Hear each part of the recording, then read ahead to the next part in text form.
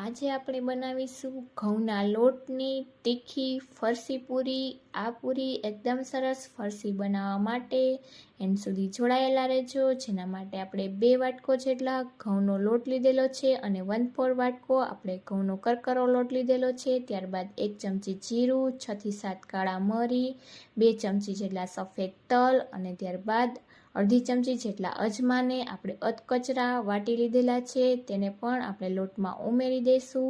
ત્યારબાદ અડધી ચમચી જેટલી હળદર, 1 ચમચી જેટલો લાલ મરચું પાવડર, અડધી ચમચી જેટલો સંચર પાવડર, 1 ચમચી જેટલું મીઠું ઉમેરી દઈશું અને બધું જ એકદમ સરસ મિક્સ કરી લેશું।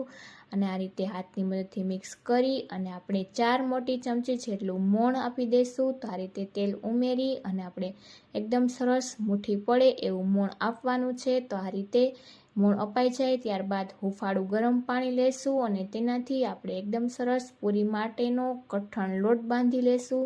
તો આ રીતે થોડું થોડું પાણી ઉમેરતા જઈ અને એકદમ સરસ પૂરી માટેનો લોટ બાંધી લીધેલો છે। તો આ રીતનો કઠણ લોટ બાંધી ત્યારબાદ તેને ઢાંકી અને 15 મિનિટ આપણે તેને રેસ્ટ આપી દઈશું। તો 15 મિનિટ થઈ જાય ત્યારબાદ આપણે તેમાં ફરીથી તેલ ઉમેરી દઈશું 1 ચમચી જેટલું અને આ રીતે 2 લુવા કરી અને એકદમ સરસ મસળી લેશું। ત્યારબાદ તેનો થોડો લુવો લઈ પાટલી પર અને આપણે તેને સિલિન્ડર શેપ આપી દઈશું।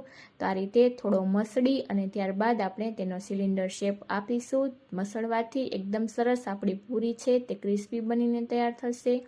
તો આ રીતે આપણે તેને સિલિન્ડર શેપ આપી અને તેને કટ કરી લેશું। તો આપણે મીડિયમ સાઇઝના કટ કરી અને આ રીતે હથેળીમાં પ્રેસ કરી અને બધા જ લુવા વાળી લેશું અને પાટલી અને વેલણને આ રીતે તેલની મદદથી ગ્રીસ કરી અને આપણે મીડિયમ થીક એવી પૂરી વણી લેશું। તો સાવ પતલી પણ નહીં અને વધારે પડતી જાડી પણ નહીં, એ રીતની આપણે પૂરી વણી લેશું અને આ રીતની તમે જોઈ શકો છો। ત્યારબાદ આપણે તેમાં ચાકુની મદદથી ક્રેક કરી લેશી। તમે ફોર્કની મદદથી પણ કરી શકો, જેથી કરી આપણી પૂરી ફૂલાય નહીં અને આપણે તેલ ગરમ થવા મૂકેલું। તો તેલ આપણું ગરમ થઈ જાય ત્યારબાદ આપણે બધી જ વણેલી પૂરીને ઉમેરી દઈશું। તો આપણે મીડિયમ ગરમ તેલ જ રાખવાનું છે। જો આપણે વધારે પડતું તેલ ગરમ હશે તો પૂરી આપણી બ્રાઉન થઈ જશે અને અંદરથી છે તે કાચી રહેશે।